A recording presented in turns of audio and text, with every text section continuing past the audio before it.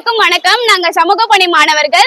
இங்க எதுக்காக வந்திருக்கோம் அப்படின்னா, பெண்கள் இந்த சொசைட்டில இந்த சமூகத்துல நிறைய பிரச்சனைகளை ஃபேஸ் பண்றாங்க. முக்கியமா வன்கொடுமைகளை அவங்க வீட்டுக்குள்ளேயே நிறைய ஃபேஸ் பண்றாங்க.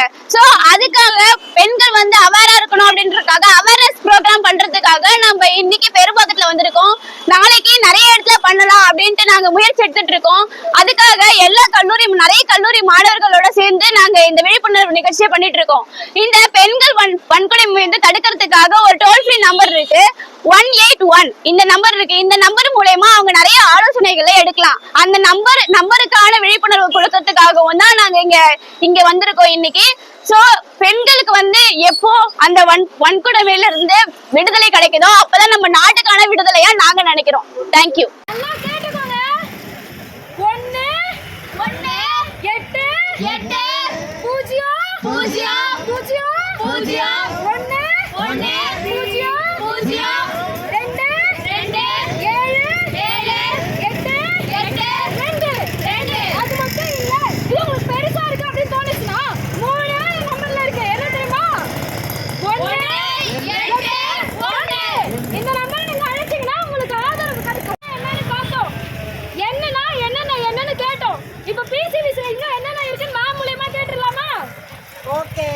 பிசிவிசினா குடும்ப வன்முறையால பாதிக்கப்பட்ட பெண்கள் மற்றும் குழந்தைகளுக்காக வேலை செய்யறாங்க. நம்மளுக்கு முன்னாடியே சொல்லிட்டாங்க.